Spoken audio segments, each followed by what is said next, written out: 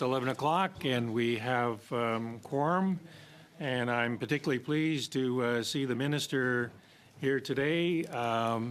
Appreciate that we had to make some accommodations. The committee had to make some accommodations in the last week, but looking hale and hearty. So welcome, Minister. I also want to take note that one of our colleagues, Shelby Cramp-Newman's father, died the last few days, and I had the privilege of being with Daryl in years past, as I believe James and Cheryl did as well. Really a stand-up guy and really a good member of Parliament. So I will be circulating to all of us a card to remember our colleague in these difficult times. So with that, looks like we're going to give another go at last Wednesday. As I say, I'm more than pleased to see Minister in place, looking hale, hearty, and healthy. Thank you very much, Mr. Chair. First of all, I'd like to thank this committee for its indulgence last week. Unfortunately, I was not able to attend last Wednesday, and I hope it was not too inconvenient to all to have to reschedule this today.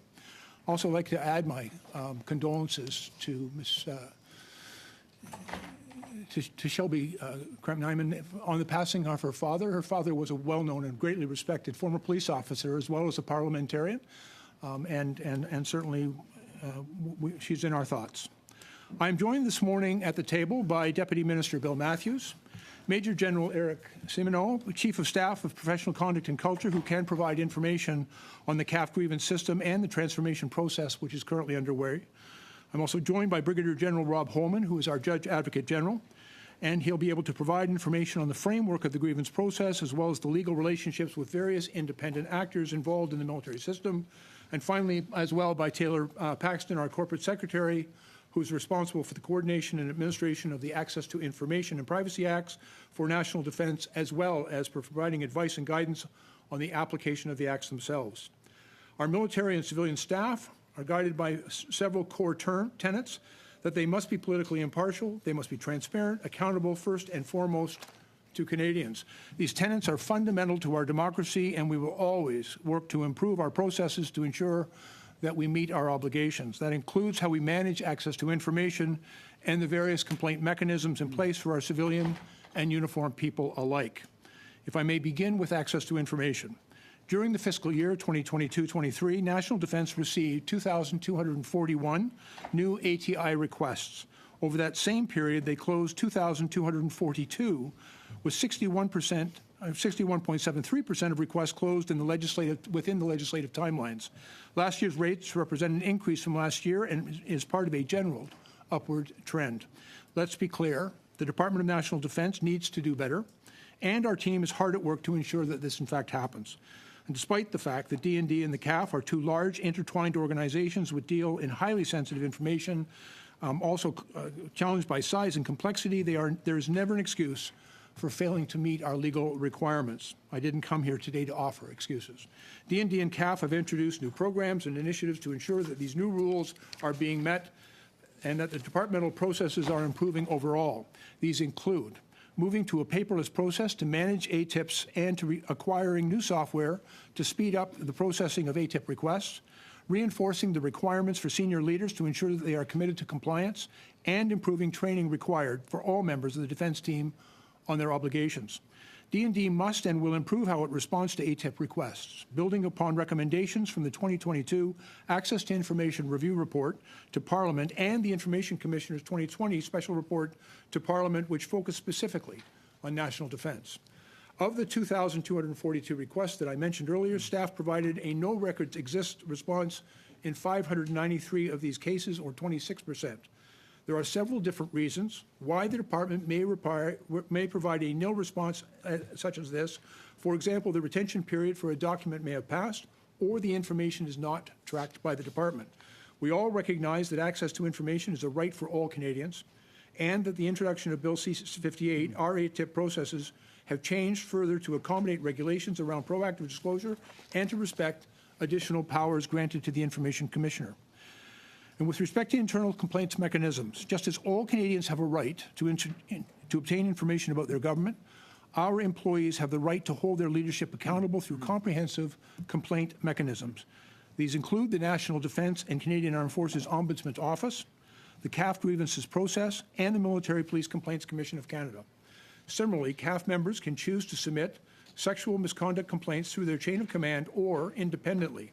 Depending on the circumstances, this may include through the police of jurisdiction or the Canadian Human Rights Commission. No matter which mechanism members are engaged with, they must know that their complaints will be taken seriously, that investigations will take place free of political influence, and that their privacy rights will be respected at all times. And for most matters, CAF members can first submit grievances to a commanding officer or designate, which is the initial authority.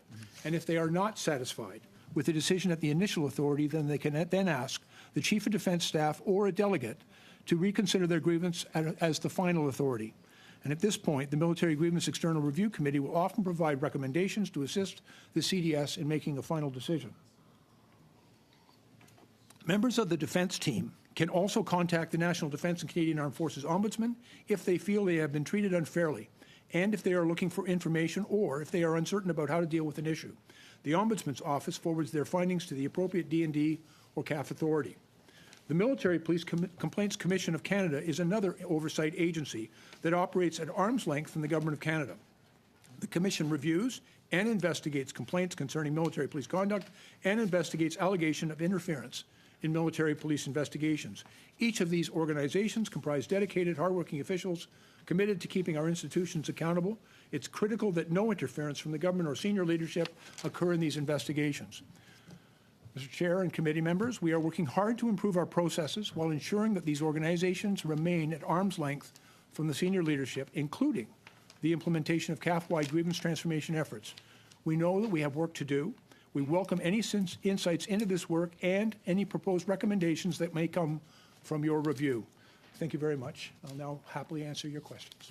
Thank you, Minister. And before I open the 6-minute round, starting with Mr. Brazan, just remind committee members that this is we undertook a study on transparency of the Department of Defense and Canadian Armed Forces that includes, but not limited to, access to information and privacy system, the independence of the Office of the Department of National Defense and Canadian Armed Forces Ombudsman, declassification system for historic documents, whistleblower protections, the independence of the grievance process, and information management systems.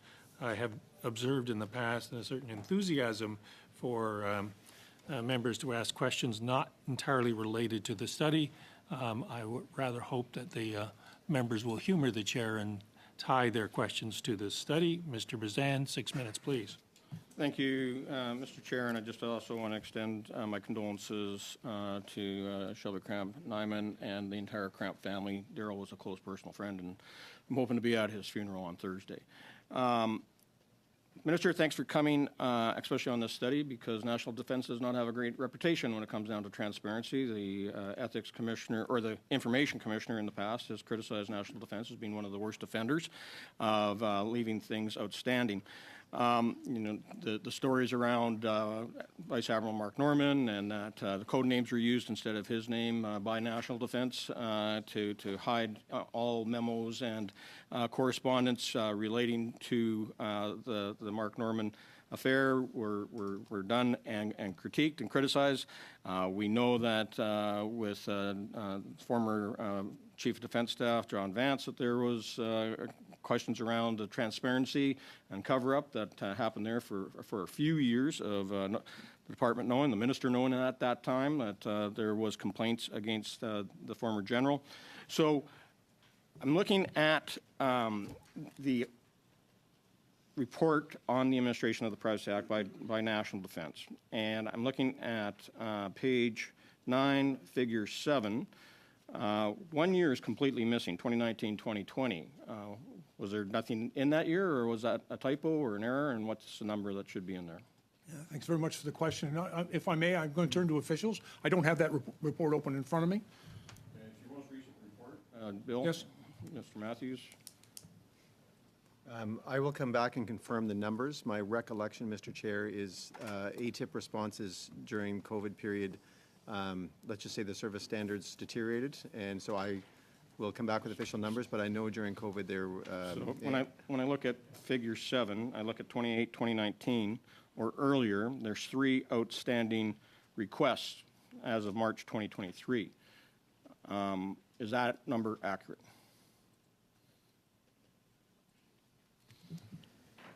Minister, but Deputy Minister? Thank you. I'm tracking 5 now but again, date timestamp, so I'm tracking 5 that are late. So cannot speak to its accuracy at that time. This is I'm now an tracking official 5. report from the department, Minister, and so I know for a fact that just myself, that I've got 4 outstanding ATIPs from before that time. Got one filed back on October 13, 2017, one on October 4th, 2018, another one January 24th, 2019, another one March 6th, 2019. 4 right there that your department is aware of and finally got back to me with, we're still working on it. Why have these ATIPs been allowed to go this long when the Act says 30 days? Is this political obstruction? Because it comes from the Shadow Minister of Defense. Shall I take that? Minister, I put it to you. It's your department. When you were Minister under Public Safety, RCMP and CBSA didn't have a great track record on transparency either. So what are you doing to rectify Well, and we this? worked hard while I was in public safety to improve that record and improve the transparency, as I've acknowledged in my opening remarks. I think there remains work to do, and I've talked a little bit about the processes that are underway.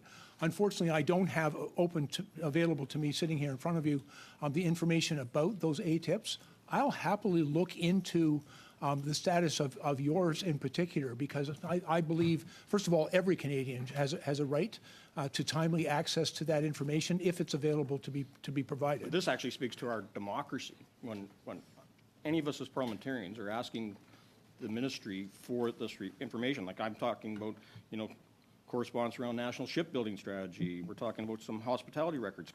The correspondence around Canada's fighter force and the future of the F-18s. These are all, talking about cyclones, these are all things that us as parliamentarians need to do our jobs here at committee, in the House, and working with our constituents and stakeholders. So why would this be blocked and no response ever provided?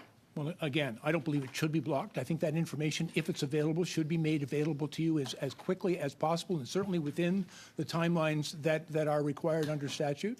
Frankly, I don't disagree that in your responsibilities as a parliamentarian, the access to that information, I know my office deals with a number of OPQs that we receive from you, and we work very hard to make sure that we respond to those in a timely way.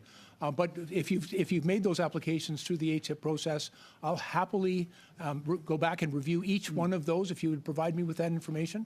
We'll get you answers as quickly as possible.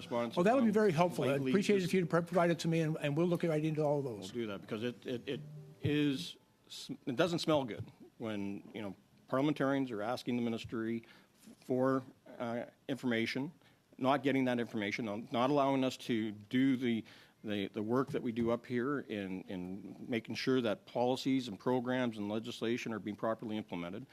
And, we do talk about obstruction of justice, we talk about obstruction of information, we talk about obstruction of officers up here like the Information Commissioner that has criminality tied to it. So if I took these complaints directly to the office of the Commissioner, would she be able to get these results because the department has failed?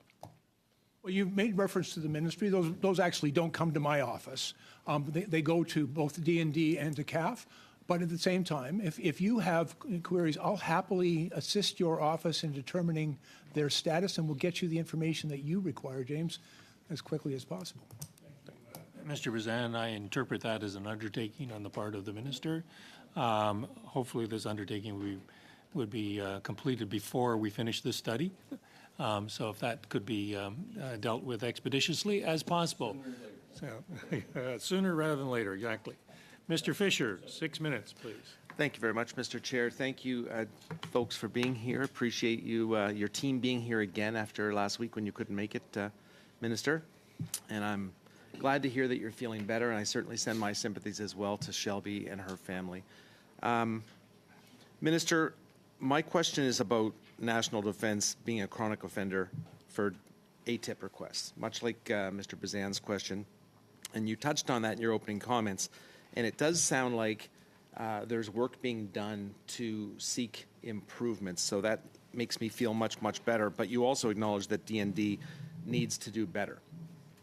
You did touch on some of the programs, maybe some, you talked about paperless, but can you specifically give us some initiatives that are in place to continue improving this project? Again, if you're seen as a chronic offender, how do we get to where we need to get? You know, I know as a parliamentarian, I can pull you aside in the House of Commons, and you've been absolutely incredible in all of your roles in previous ministries to get the information that parliamentarians ask you. But how do we, and what specifically are you doing and is your department doing to make those improvements? Well, as I mentioned in my opening remarks, part of the challenge is so many of the processes and reports of D&D are paper-based. And that, because of the size and the geographic spread right around the globe of many of our departments and our operations, that can be significantly challenging in meeting the timelines of an ATIP request. And so digitizing those processes, along with many other processes in the administration of the Canadian Armed Forces, is a significant undertaking and a necessary undertaking to make sure that that information is more readily available. Quite often when the ATIP requests are come in, we want to make sure that our response is comprehensive and thorough, but there are many, many different files and documents that need to be searched, and that can be time consuming. There are also some staffing pressures on dealing with that. We are working hard to meet both those staffing pressures, and that's a responsibility primarily of the officials I have before me today, but also making sure that we continue to advance our work in digitizing those processes, I think is going to be a significant improvement in our ability to access that information in a more timely way. By the way, very similar challenges were faced in my public safety portfolio, but with a number of other federal departments as well. And so these are important investments that we are making in order to be more responsive and more quickly responsive to Canadians' concerns about access to this information. I think of the number that you started with, 2,241 ATIPs. I presume that the bulk of those are political, but transparency isn't just about ATIPs. It's also, and it could be also about declassification of historical records. You know, you stated in your comments to one of the questions that every Canadian has the right to this information. And certainly history was one of my favorite subjects in high school, so I'm thinking about, you know, how some of this information that Canadians are seeking could be invaluable to researchers. You know, what is being done to ensure access to documents that may fit in that category? Well, I would actually disagree that you said the majority of those would be political. I don't believe so.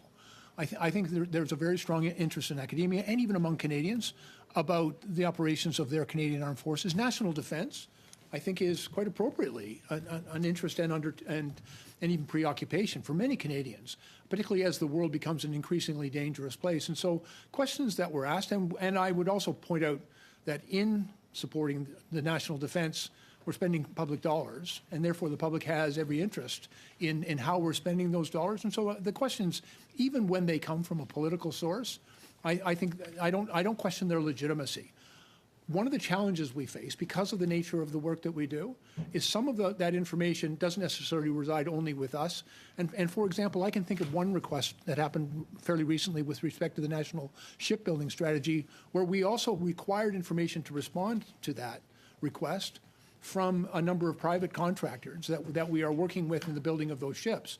And their legal requirements for this disclosure of that information is different than ours. And so finding that ability to respond appropriately, and we make every effort to try to get as much information, accurate information as possible, but working with contractors and private entities presents a particular challenge. Additionally, some of the work that we do is, by its very nature, sensitive as well as complex, and disclosure of that information publicly could have the effect of compromising CAF's abilities to do its very important job of keeping the country safe and defending our national interest. And so there also has to be work done. It's just the nature of many of the requests for information that we receive to make sure that the information that is disclosed should be disclosed publicly. There are certain circumstances where information may be deleted from those ATIP's responses and blacked out, as it were. But we try very hard to err on the side of transparency whenever possible. Thanks, Minister. Normandine, 6 minutes, s'il vous plaît. Merci beaucoup. Thank you very much, Mr. Chair. I would like to also express my condolences for our colleague. Thank you, Minister, for your attendance here. I'm glad to see that you're in good shape here with us.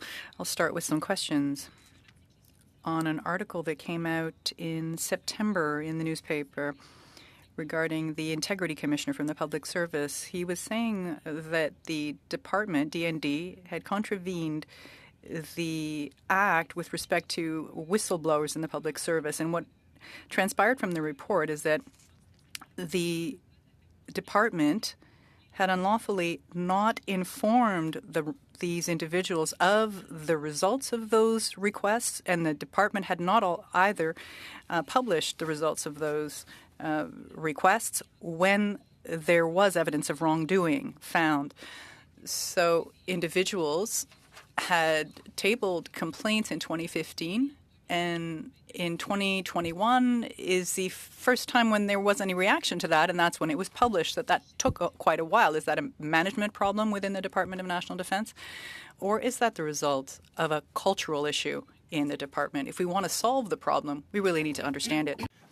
Yeah, thank you. And you know, I have officials here with me today who are very much involved in cultural change within the Canadian military. But the circumstances of the case in which you just referred, I really don't have an insight, and I apologize for not having an insight as to what took place between 2015 and 2021 with respect to that information and how it was dealt with.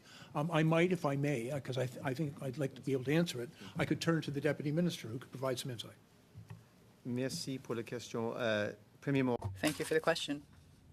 First of all, the case that was mentioned had to do with public servants and not military staff.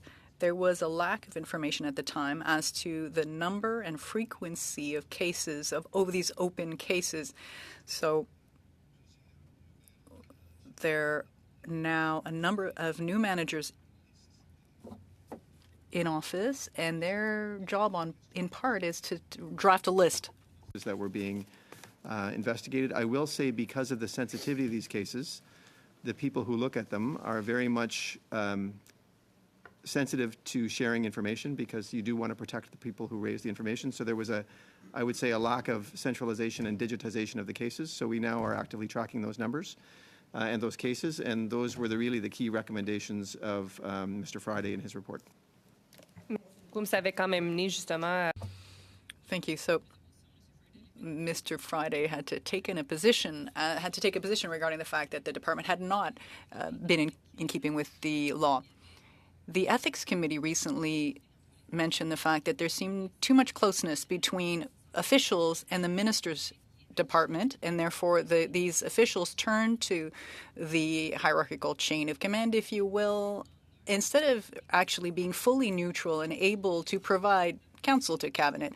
At the same time, you've got the ombudsman who directly reports to the minister's office rather than reporting to Parliament. Is this a problem, this proximity between these officials and cabinet, where we want to have more transparency, more of an ability for public servants to speak out if they have any concerns, wrongdoings, and other issues that they want to raise that could call into question the department's reputation? Yeah, thank you very much for the question. First of all, let me provide you with some reassurance. I've been a minister in a number of different governments. I think I understand my responsibility as a minister of this government, my responsibility to Canadians and to Parliament, in my role. I do, and my officials do work closely with both the Department of National Defence and with the Canadian Armed Forces. But I also understand my responsibility for holding them to account and for working very closely with a number of different officials, our Public Complaints Commissioner, for example, the Ombudsman, and others, to ensure that there is truly effective oversight representing the best interest of Canadians generally, and certainly the members of both the Department of National Defence and the Canadian Armed Forces. There is, I think, it's a question of Parliament. We have an ombudsman for the military. I've met with him. I've also met most recently with the Commissioner of Complaints. We've talked about the importance of her work, and we have, I think, very good lines of communication. And I actually I believe that our operations require independent oversight, governance, and accountability, and that includes transparency. I believe very much in those principles. And I've talked to those officials who have those responsibilities within the Department of National Defense and for the Canadian Armed Forces to reinforce to them the importance of their work and my support for their work. The decision as to whether or not an ombudsman should report to the minister or to Parliament, that's a decision of Parliament. And quite frankly, I would respect the decision of Parliament, but my undertaking is to work as effectively as possible as the minister responsible for national defence with the ombudsman to make sure that we fulfil our obligations, particularly to the men and women of the Canadian Armed Forces, but also to Canadians, that we be as transparent as possible in doing that work. Madame Normandine Canseco. J'aurai pas le temps pour une question. I won't have time for a question, but I would invite the minister to look into what's happening at the Ethics Committee, because there are some serious allegations that have been raised as to the fact that there's a lack of independence for some, in the case of some of these officials versus the ministers in some departments, meaning that they might be unable to raise issues of harassment, racism, and other issues as well. Well done. 6 minutes, Madame Norton. Thank you, and thank you to the Minister for appearing today. And again, I too would like to send my condolences to Ms. Kramp-Nyman and her family. Certainly, with a parliamentarian in the family, I understand what that can do in terms of a public face. So, Minister, actually, just to pick right up from where Madame Normandin was speaking, I'm very excited to hear that you believe in that independence of the Ombudsman. And in fact, I'm sure that you know that I have my bill that I tabled just last fall, Bill C-362, which was to establish the Office of the Ombudsman for Defense, but to have him or her, whoever it may be in the future, report directly to Parliament. And so in that, your statement saying, I would like to take that to Parliament, you could, absolutely. I, sadly, am not very early up on the list, that list of precedents for private members' bills, but certainly the government could introduce that at any time. And so to adopt that bill would actually, in fact, give the Ombudsman that truly independent view that he himself has asked for and his predecessor has asked for. Well, if I may be clear, as I said, this is a decision of Parliament, and I respect the decisions of Parliament. My responsibility is to work with the Ombudsman under the current legislative framework, and we are doing just that. I think that's important. But you yourself can introduce legislation. You've talked about it, actually. So in terms of that larger bill that you were talking about, could that certainly, that independent ombudsman and my legislation be made a part of yours? And to be quite frank, that is not currently contemplated in the legislation that I hope to bring forward in the next couple of weeks. That is too bad. However, there is some very important recommendations that we have been responding to, talking about the independence of certain of our actors. And it flows from recommendations in Morris Fish report with respect to the independence, particularly of certain judicial actors.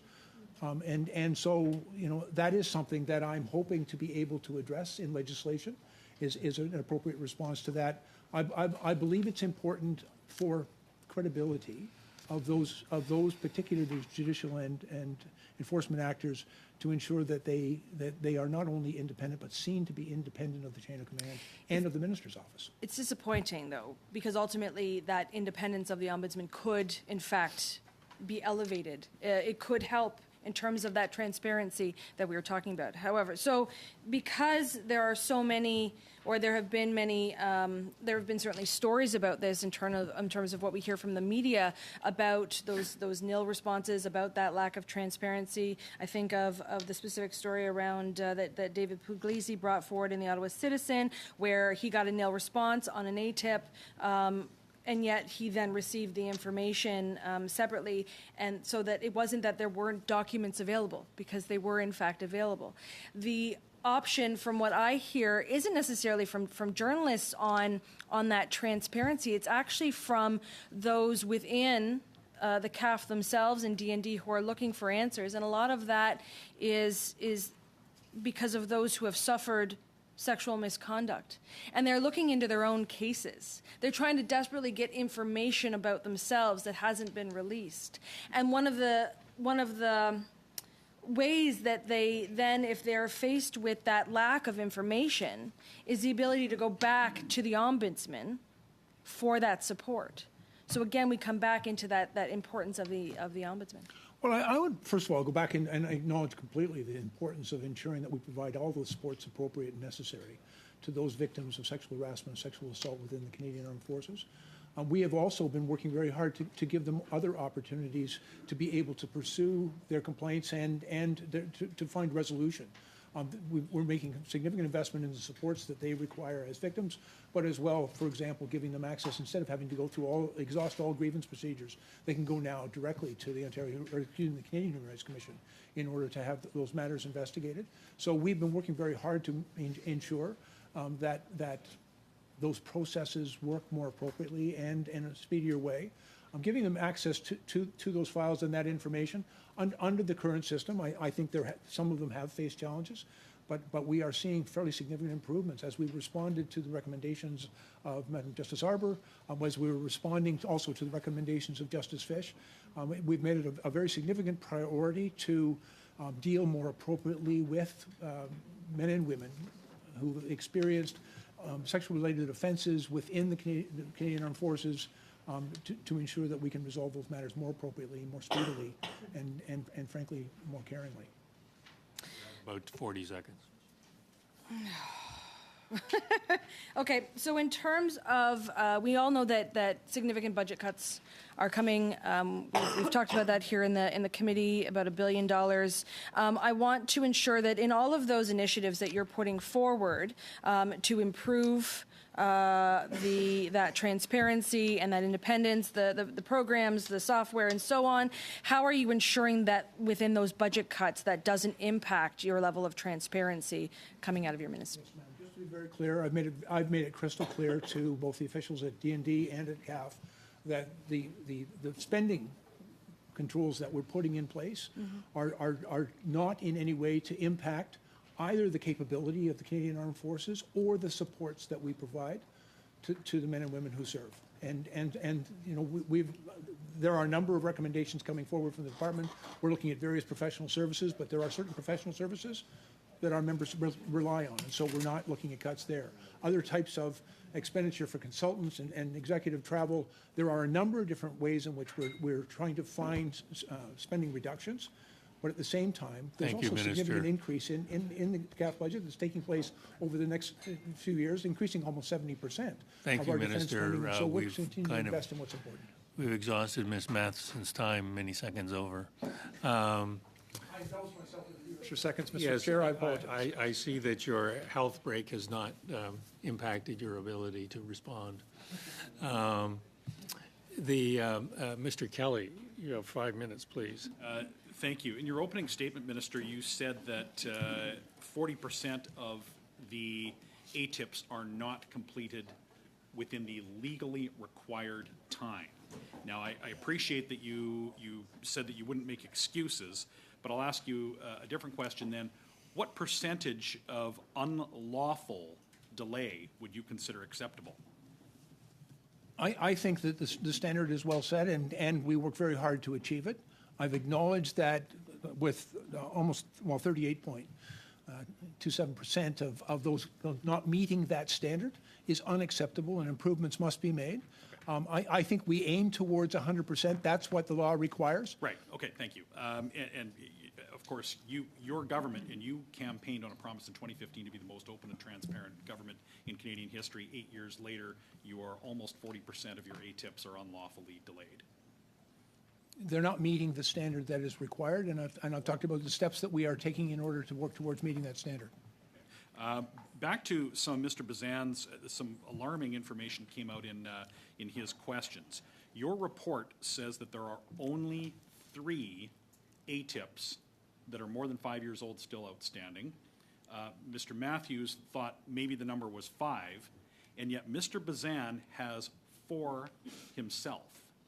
So we're left to wonder, how accurate is the report that you are publicly providing to Canadians about ATIPs, are there in fact many more than just the 3 to 5 that may be outstanding? Or has Mr. Bazan been singled out for non-response to his ATIPs?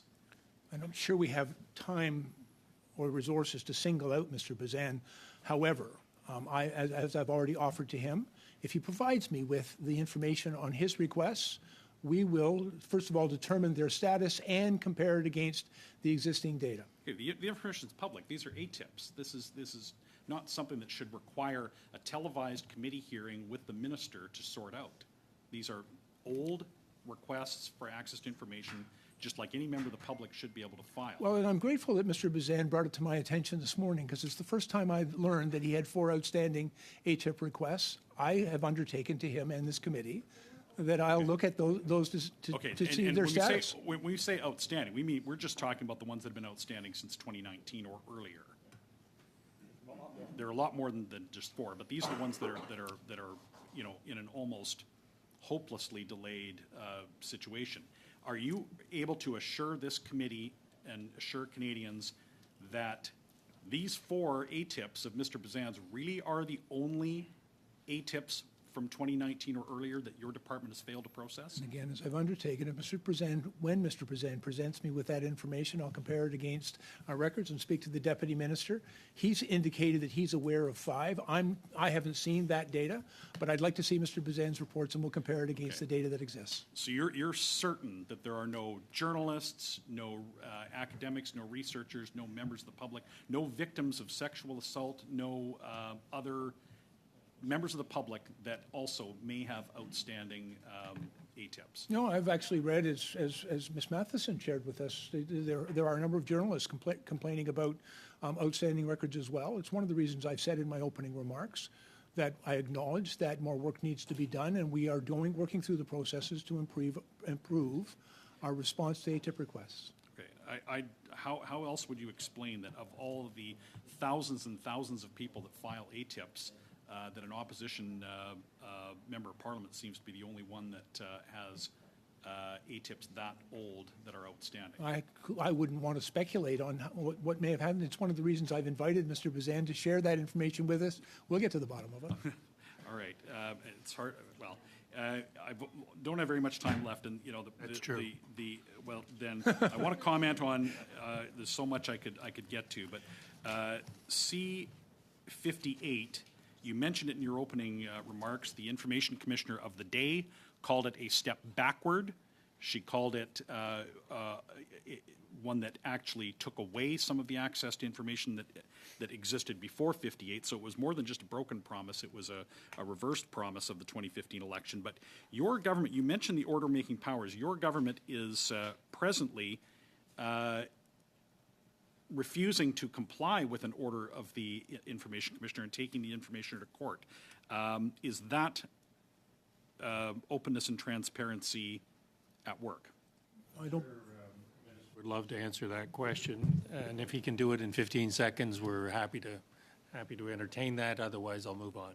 I don't believe that matter arises from my department, and I don't have any information on it, Mr. Kelly. Thank you.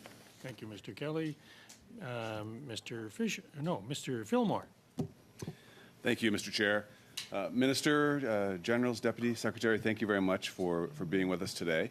Minister, as you know, I represent Halifax. Halifax is home to the East Coast Navy, home to 5th Division of the Canadian Army. Across the harbor, Mr. Fisher represents 12-wing Shearwater, and between us there are 10,000 CAF employees, 7,500 of which wear uniforms in Halifax. So it's a responsibility I and we take very seriously, bringing their voice to the House of Commons and to this committee room. So on their behalf, I want to say thank you for your service, all of you, and for being here with us today. Minister Blair, in your opening remarks, you touched on the importance of not allowing any room for political interference. Now, I wonder if you would like to share anything with the committee, share your thoughts with the committee on any such allegations, and how it is that CAF and your office are ensuring that there is no political interference at any time, anywhere.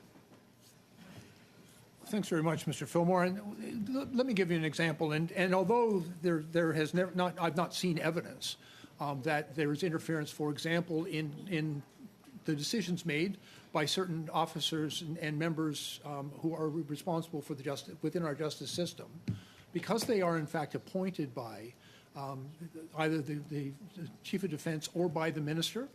There has been recommendations made to us by Justice Morris Fish with respect to the appearance of potential interference and influence by either the chain of command or by the Minister in decisions which should be, in fact, independent. And so there's a number of recommendations that have been made. I'm hoping, quite sincerely, to bring before Parliament and then therefore thereafter to this committee legislation that will make changes that will enable us to create not only true independence of those actors, justice actors within the military justice system, but also the appearance of independence as well. And I believe that's necessary to do through legislative change, and I'll be coming back before Parliament shortly in an effort to deal with that. Okay, thank you. I want to switch gears to procurement, if I could. Again, Halifax, because of the density of CAF operations there, we have a high number of procurement operations underway at any given time, so we see a lot of it there. I want to just touch on the notion of intergenerational, multi-generational procurement. And as we know, staff move, they retire, they percolate to other parts of the country. I wonder if you could talk to us, or the deputy, or whomever it might be, about how we're managing these multi-generational procurements and in an effective way. Well, I'll happily turn it over. If we could tie it into the study, that would be helpful. Yeah, I'll happily turn it over to the Deputy Minister to comment. But perhaps the most obvious for the City of Halifax multi-generational procurement is the National Shipbuilding Strategy. We have undertaken to make a very significant investment, first of all, in the building in Halifax of 6 new Arctic offshore patrol vessels, followed up by up to 16 of our new surface combatant ships. All of which will be built in the Halifax region. But we also know that that work takes a significant amount of time, retooling of the shipbuilding yard there, and at the same time, it also requires that we maintain the existing fleet. And so we also have contracts that also impact in Halifax and other parts of Canada with the maintenance of, for example, the Halifax fleet. And so these are multi-generational investments. It requires creating and sustaining an effective workforce in those municipalities, in those communities where that work needs to take place. In order, there is, I think, very significant benefit to Canadians by those investments, and they're ultimately going to deliver for us a new capability for our Royal Canadian Navy, which I think is going to be nothing short of extraordinary. But it takes a very long time to complete, and it really takes more than just a decision to purchase. It's an investment in industry. It's an investment in workers. It's an investment in community that makes all those things possible. Maybe, Mr. Chair, if I could comment on the multi-generational aspect of procurement, and I will tie it to this study because it's already been flagged for this group that there was a large ATIP related to the surface combatant. When you're dealing with one of these multi-generational procurements, the records that we have and the people who are involved in the procurement change over time. The Minister mentioned in his opening remarks digitization. Think about that in the context of someone who has moved on from their job when the ATIP comes in. They may have filed their emails properly, there may be paper records, and someone who was not here at that time is now basically wading their way through those records to pull together some information. And that's the challenge on some of these long-standing procurements. Surface combatant, great example, and I'll just underscore the Minister's comments on digitization. That will help us with that. Thank you. Thank you, Mr. Matthews, for tying it into the study. It's appreciated. Madame Normandine, 2.5 minutes. Merci beaucoup. Thank you very much. I have some questions regarding aspects that are not under national security, but in some cases could have an effect on the department's areas of responsibility, specifically in Bagotville, PSRS. There have been requests for the contamination with Accès à l'information. PFAS. There are some concerns, and we're wondering how things were managed on other bases like Trenton, North Bay. We don't know what the department has done, and yet it's not something under national security. what is required for these for the municipalities around to be aware of them and for others to be aware? Thank you very much. It's an important question. I'm actually very pleased with the work that we have been able to do with Saguenay in the communities adjacent to Bagotville. We work very closely with their mayor. We work very closely with the local members of both provincial and federal legislatures in order to address the concern. It is not completely unrelated to the Canadian Armed Forces and D&D. But there are other areas of responsibility as well, including with our environment minister. So we've been able to work very collaboratively, particularly at Bagotville, in responding to the community's concerns. And we've made significant investment in those communities to help the municipality ensure the safety of the water where there was PFAS contamination. I've also met with the mayor in North Bay, for example, that has a similar problem. We've been able to provide some resources to the municipality, and we're working with the environment minister in order to address that. And this is one of those situations where, like, various departments of government need to come together, work collaboratively together in order to respond to that, because we have a responsibility to the safety of our members there, but also to the Canadians that live in communities adjacent. Mais sans égard au fait que le Without taking into account the fact that the department may have worked with the municipalities, may have provided some financial support. Shouldn't this type of information be made available more easily, so the public wouldn't have a feeling that something's being hidden? Shouldn't there be a feeling of transparency in general when these types of things occur? Yeah, I believe my parliamentary secretary actually traveled to Saguenay and made a very public announcement about the financial supports that we were providing. I believe the mayor of Saguenay was present for it as well. We are not in any way trying to have a lack of transparency in this. We believe that Canadians need reassurances that their governments are going to step forward and do what is required to keep them safe. Merci, Madame Normandin. Ms. Matson, 2.5 minutes. The National Security and Intelligence Review Agency has published warnings through the media that the culture of resisting and impeding the efficient progress of review activities are preventing them from performing the important work, and as our watchdog on this. So, I think about that need for that watchdog type system, just in terms of what Muslim Canadian organizations had to go through in terms of when they were their charitable organizations were wrongfully targeted as organizations in the past, and it's that in NCIRA doing that work to ensure that those privacy concerns and those transparency concerns are met. So. As part of that, and as part of your mandate, the Communications Security Establishment came to this committee, and they appeared, and I had asked them about their collection of data on Canadians. Now, they used very specific language, almost like a loophole, to say that they don't do that. However, NCIRA reported recently that they had major concerns with the CSE sharing data about Canadians with CSIS and then not meeting their civil rights protections as required by legislation. So can you talk about CSE collecting data and other intelligence agencies collecting data, how they're seemingly using somewhat of loopholes to get around that, clearly collecting that intelligence, and then what changes you're making within your department, I guess, to ensure that privacy, that transparency is held to the highest standards that NCIRA themselves said was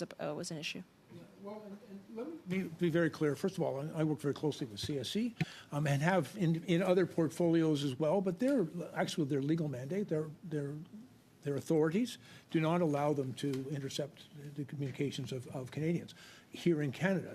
But there may be some circumstances, because people are quite mobile, and where their communications may be subject to signals intercept outside of Canada.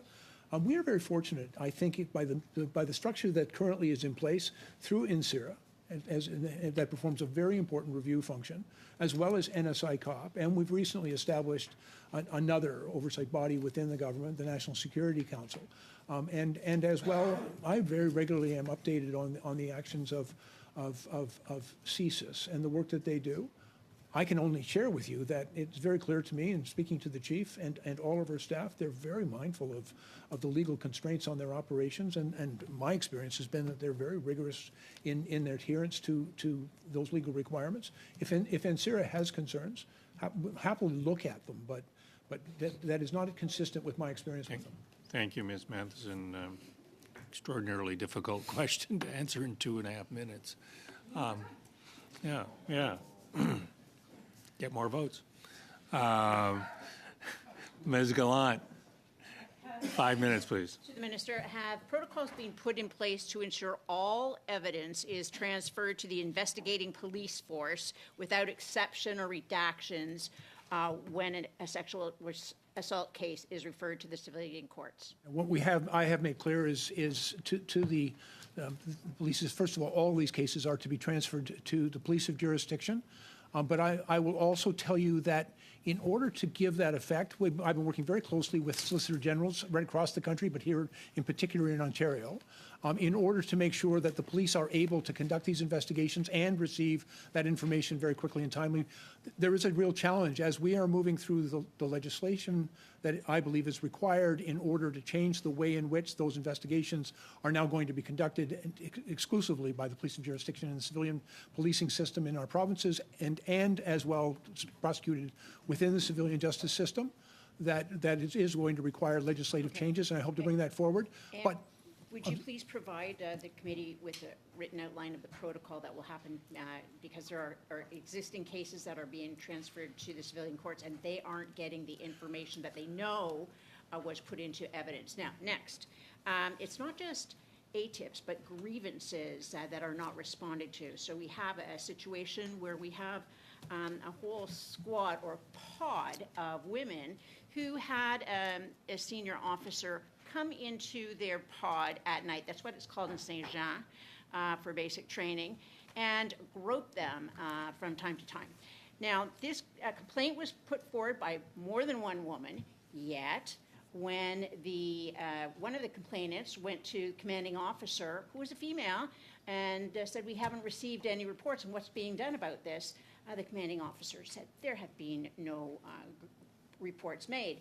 So they grieved up the process, still no response, and eventually the chief griever was thrown out of the military, or not thrown out, she kept on being failed in her nursing course, and then she saw the writing on the wall that she was never going to get through this endless loop, left the military, but worst of all, and all she wants after serving on and off for 10 years as a nurse was her veterans card. But that being said, why is it that the grievances aren't going forth and being acted upon?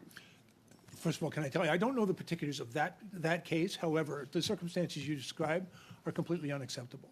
That's not merely a grievance, a work-related grievance, although it could form that grievance. That's one of the options that might be available to a member.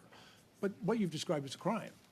And it needs to be dealt with more appropriately. It's one of the reasons we have undertaken to implement all of the recommendations of Madam Justice Arbour. It's one of the reasons in the next coming few weeks I'll be bringing forward legislation and coming back to this committee. Right. Those circumstances you described should never be dealt with that way, and no one should be left that unsupported. And so, thank you. So on the part of transparency, we also have a number of soldiers who were training Iraqis in theater and who reported up the chain of command that they were being shown videos, and these weren't something they got off YouTube. These were actually given to the soldiers, shown as trophies that the perpetrators, they were required to train. Now, according to the laws of armed conflict, they're not supposed to be training terrorists or rapists, etc., into how to be more effective at their job. So they put a report in, sent it up the chain of command, but didn't receive any word back for years. Now we know that some of this is still going on because subsequent rotations are experiencing the same thing. What is the process reporting procedure? At what point does it get up to the Prime Minister's office? So it goes from the commanding officer in theater, from where to where to where until it gets to you? And that was the matter that you refer, I believe, began in 2017, and that information, I don't believe, was entirely dealt with in an appropriate way in 2017. The matter was brought forward again for review in 2021, and at that time, the then Chief of Defense took a number of important actions to have the matter reviewed. There was also some orders issued by both the ministerial directive, and by the Chief of Defense to ensure that they're dealt with more appropriately in the future. And when we're investigating sexual misconduct of generals, it's very difficult to find, especially when it reaches the highest general in the land, and was a matter, it came up for renewal of his term, not General Eyre, one of his predecessors. And at some point, the Prime Minister had to be officially told. At what point would you find out, as Minister, of an allegation at this level, and what would you do about it if and when you had such a report? Very briefly, what's the protocol? Very briefly. Again, you're dealing with a hypothetical. I do not have any information on what has transpired previously. Information of misconduct needs to be dealt with, and it needs to be dealt with in a thorough way. Thank you, Ms. Gallant. Point of order, Mr. Chairman? Yeah, go ahead. If I'm not here when this report is entitled, would you please call it not their first rodeo? That's quite a point of order. You don't get those every day. Yes, yes. Are you a promise not to be here? But going back to something a little bit more serious than the entitlement of the report that has yet to be written. Ms. Gallant talked about a protocol in your first question, and was it clear to you what she was asking for? Because I frankly wasn't clear as to what she was asking for. With respect to the allegation of sexual misconduct against a senior member of the service? No. Or with respect to the matter No, the initial question, if we could clarify that. Okay, so we learned over the weekend that the sexual assault cases aren't automatically going to go to civilian court as Justice Orber recommended, and that the government accepted all the recommendations for. So when the evidence is transferred from the military to the civilian courts, how are you going to ensure, what are the checks in the boxes that you're going to have to go through to make sure every aspect of the evidence that's required for that hearing, trial, et cetera, is transferred to the civilians? Thank you for that clarification. I think that's a question that's of relevance to the committee.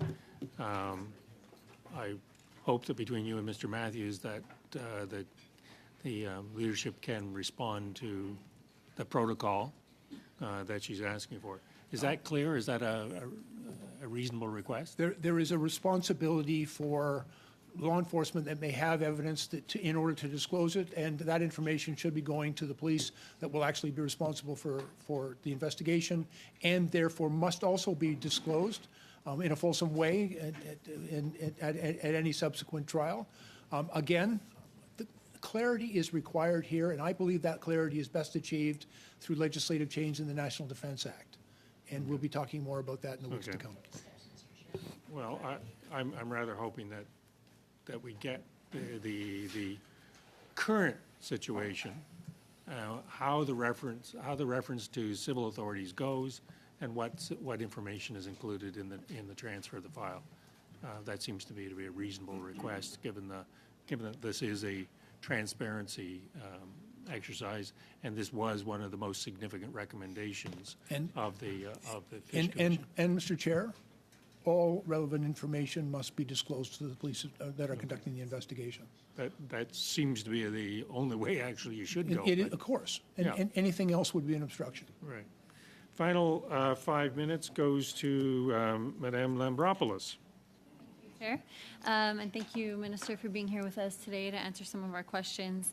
I think the first question that I have is I'm asking for a clarification on something you said earlier, because during your remarks I found that it was quite quick. You did say that in 26% of cases there was a nil response to a request, and so I'm asking what that reason was specifically.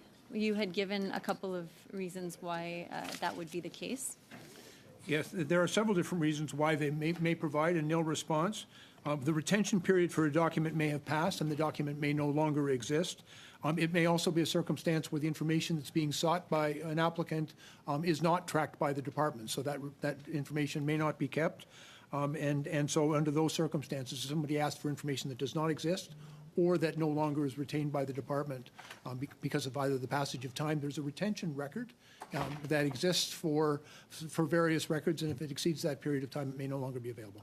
Is it possible that there are cases that don't fall into either of those categories? Is your question, may there be other circumstances other than the two circumstances? And of course, that's always a possibility, but I can't cite them right now. Okay, and how are we addressing the situation? Well, again, I think the digitization of records will enable us to have a better access, quicker access, and better retention of this information. But at the same time, if the information did not exist in the first place, and someone makes application for it and says, I want to know this, but we don't have that information, that'll still be the response.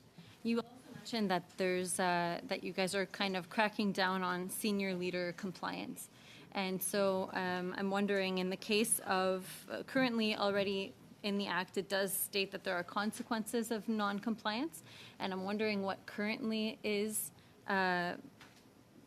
the way, what exactly they do, what are the consequences that someone may face if they are non-compliant, and what changes are going to be implemented, or are you thinking of implementing to make it even more strict and to make sure that first of all, perhaps I'd turn to the Deputy Minister because, this, for example, the staff that receive many of these requests are his. Thank you, Mr. Chair. So a few things. Number one, General Eyre and I have both written to our Assistant Deputy Ministers, 3-stars, officers, et cetera, to remind them of obligations and importance. We've talked about mandatory training. We've also started raising it regularly during meetings with talk performance with our staff and asked about their plan to improve things. So two things I would say here. Some of the challenges are because of volume in certain groups, but what we also have learned is there's no standard approach throughout the department on how the request gets treated once it leaves the corporate secretary. So the request comes in, corporate secretary assigns it out to multiple places. In addition to the tools the minister mentioned, we're looking to standardize process there so we can use the best of the best, and then the digitization. If we don't see progress, that will be factored into discussions on an ongoing basis. But the first ask is, talk to me about your plan for your group. And also, we have the corporate secretary and friends working on a broader digitization, automation, paperless process as well. Thank you very much. And I'm wondering if, in a general sense, you can tell us about how the recommendations and rulings from the Information Commissioner are going to be applied to DND. You know, obviously, the Commissioner tries to improve the access to information, and so I'm wondering what specifically your main takeaways have been from that and what the plan is moving forward. Well, first of all, I actually appreciate the recommendations from the Information Commissioner, and the recommendations are being discussed within our management team on how we can make improvements to our processes, and at the same time, there also needs to be, I think, significant effort and emphasis, as the Deputy Minister's already indicated, on and scrutiny of compliance with our requirements to get this done. There are also issues with respect to, in my experience, having adequate personnel in order to respond to these matters in a timely way. And that represents still a fairly significant concern for us because we don't have the ability to add more people. So it's a matter of moving people into those things which are a greater priority. Okay, thank you. Thank you, Madam Maropoulos. Oh, I was rather hoping to get through this hour Just, without a point of order. Yeah, Mr. Chair, just for the minister's information, he asked me to submit documentation on the outstanding ATIPs. So I just want to make sure that he knows that I have sent those ATIP requests, 6 of them dated between October 13th, 2017 and April 10th, 2019 to your office. Your Director of Parliamentary Affairs has already acknowledged receipt, and we've sent a copy to the clerk as well.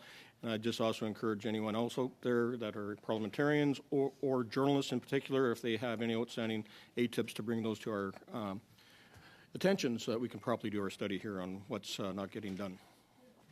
Thank you. Thank you, Mr. Brazan. That actually is a point of order. Remarkable. With that, it brings our first hour to a conclusion. We thank the minister for his appearance. We're pleased to see him in a healthy fighting form, and we hope that it continues. With that, we're suspended for a few minutes while we re-empaddle.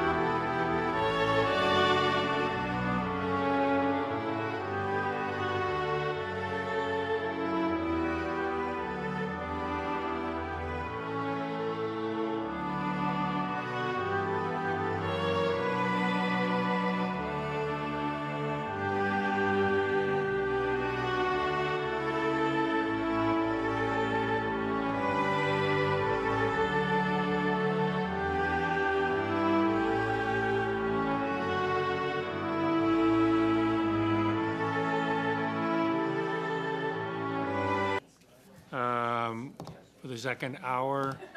I'm assuming, Mr. Matthews, that there's no other statement you have, or if you do, you're more than welcome to give it. I wouldn't call it an opening statement, Chair, but maybe, given there was questions about 1920 and why it was not in the annual reports, that's standard format for ATIP reports is that period.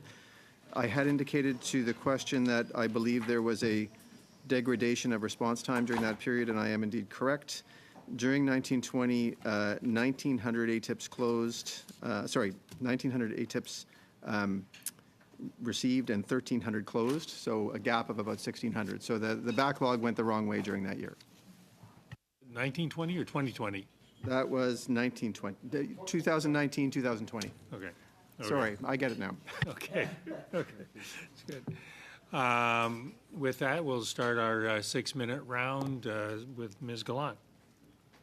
So there was a report in the Ottawa Citizen, quote, National Defence has changed the process of responding to access to information requests and is now ignoring legal requirements to notify applicants if and when records will be released according to documents and complaints from the public. Who gave the order to disregard legal requirements to notify applicants if and when records will be released and according to the documents and complaints from the public?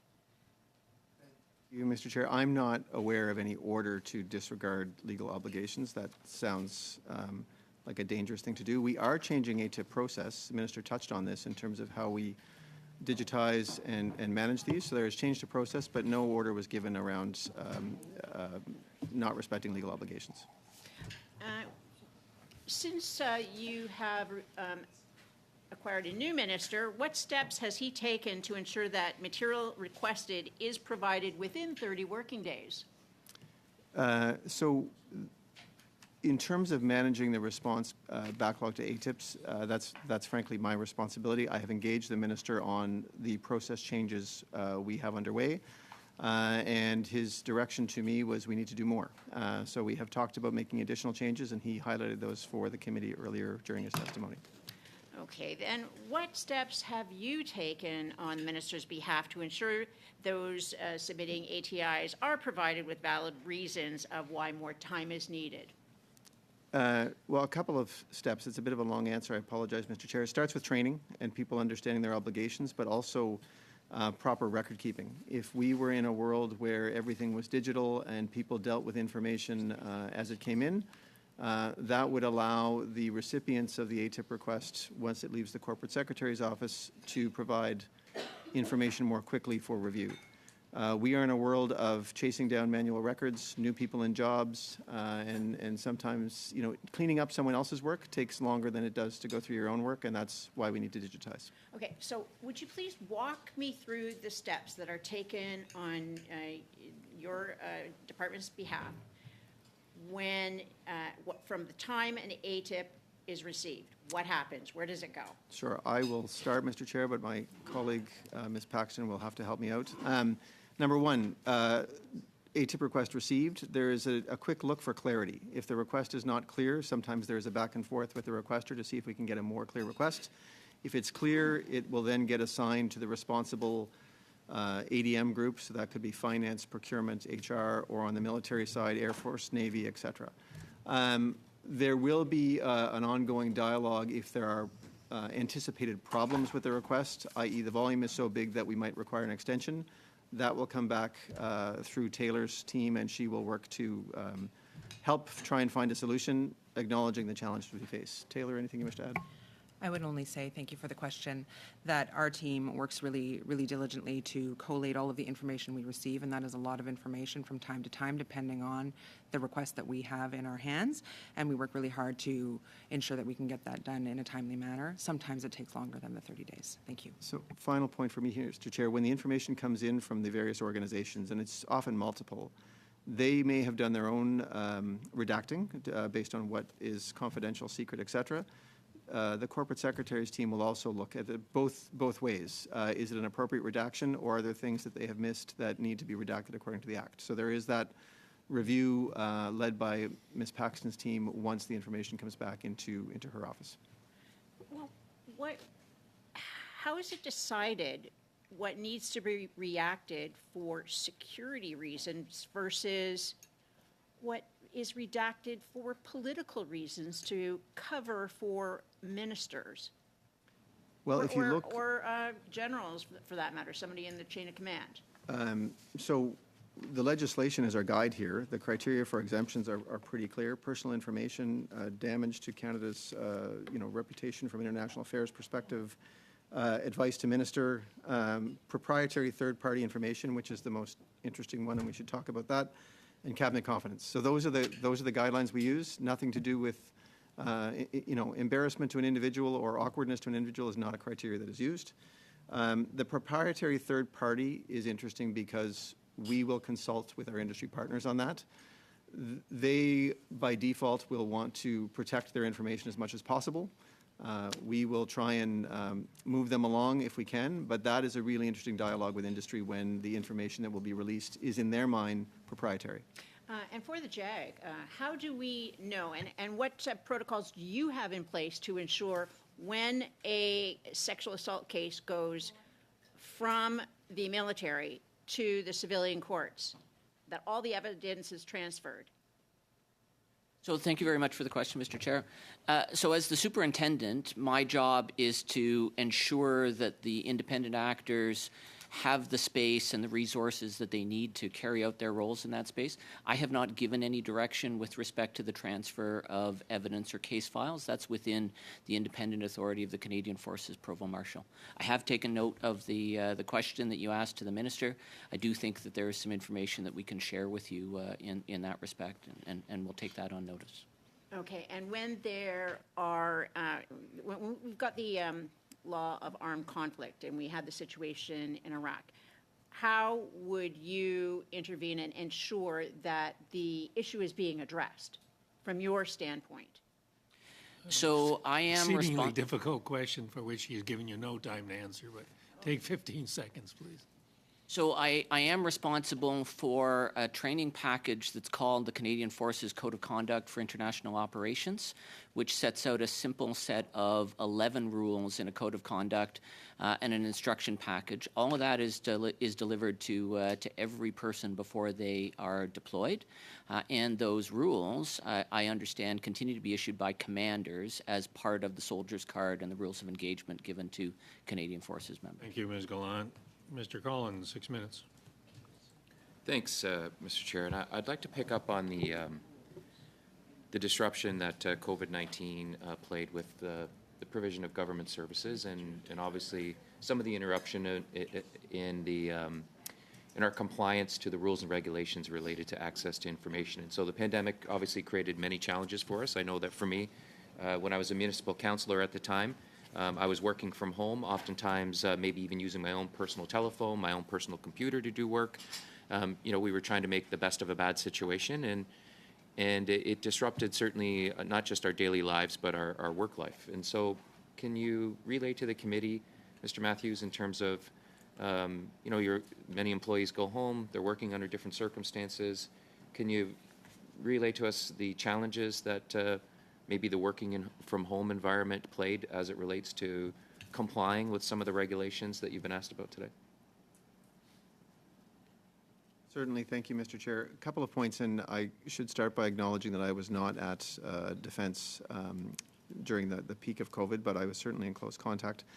Defence was very much, I would say, two worlds during COVID. You had people, because of the nature of their job, who were actually in the traditional workplace most of the time because of the handling of information that is just not allowed to be at home. You had others who were able to work remotely, and that would have included members of the corporate secretary team. So that dynamic certainly led to some delays when it came to ATIP, but I think, to be fair here, Defence was challenged on ATIP before COVID. It made a challenging problem worse because the backlog grew because of that dynamic. And as we've discussed earlier today, we're back at it now, trying to streamline process and use tools, because last year was frankly a break-even year for us in terms of number of requests closed and number of requests that came in. It's a growing business, and we are not going to be able to improve our performance unless we find automated technology tools, et cetera, a better process throwing people at it will not serve us well in the long run. But COVID made a challenging problem worse. Thank you for your answer. I also want to pick up on the minister's comments. You know, he talked about, my friend and colleague referenced this, he talked about reinforcing the importance of our policies with senior leaders. Those were his exact words. And I've often found, as someone who's been in government for quite some time, that sometimes it is related to training and the need for more training, but sometimes it's a culture issue. And I found municipally, with all my years there, that some departments were certainly better than others at gaining compliance when we dealt with access to information. And for those who were the traditional delinquents, we'll call them that to be polite, I found that the culture there was one of, deny, deflect, almost try to retain as much information as possible. And so can I ask you about culture in terms of, you could throw all the training resources you want sometimes at something, and in this instance it's with access to information, but if the culture, the leadership doesn't relay the importance of complying with that legislation to those people that are in the department, you can put all the resources into it you want, but things aren't going to change. And so can you speak to that issue? Certainly, Mr. Chair. I think the member has nailed it from two perspectives. You have to raise awareness, tools, techniques, obligations, that's training. Making sure people understand this is an important part of their job, that's culture and leadership. I think in the heat of the moment, when people are very busy, procuring something, testing something, whatever it is their day job is, things like ATIP can often, and the discipline and the hygiene of good information management can often feel like a secondary task you'll do when you have a few spare hours. I think we're all learning that it's time well spent. It's more efficient to do it in the moment, and hopefully some of the tools we put in place will help us with that. But the message from General Aaron and I to staff, as well as us raising it proactively with all our direct reports, hopefully is putting additional heat and light on this issue. Thank you. One of the critiques that municipalities had of our provincial government was that the legislation that governed us, it was in FIPA, Municipal Freedom of Information Process. It was hadn't been updated in 30 years, and as was referenced here today, our government worked on Bill C-58. It passed.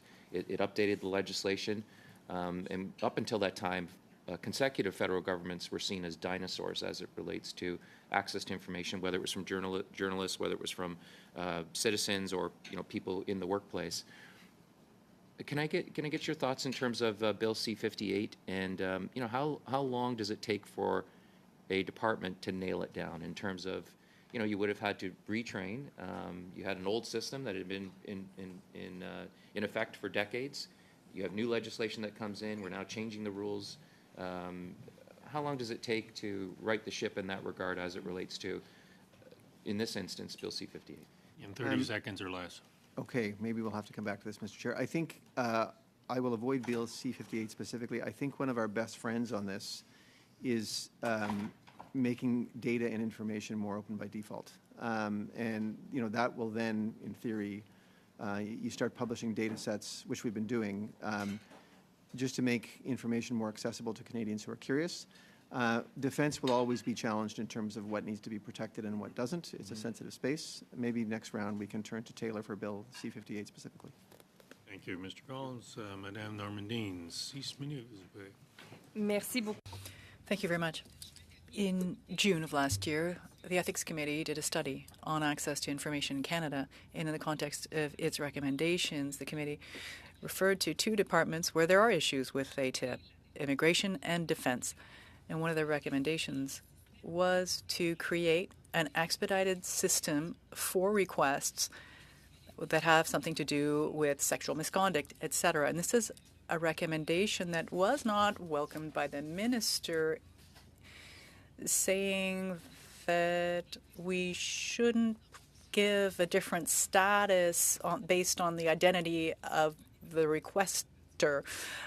Given these two departments where it's particularly problematic, wouldn't it be good to have an expedited way to do this without perhaps referring to the identity of the person making the request, the subject at least, specifically in the area of defense, that would be an issue?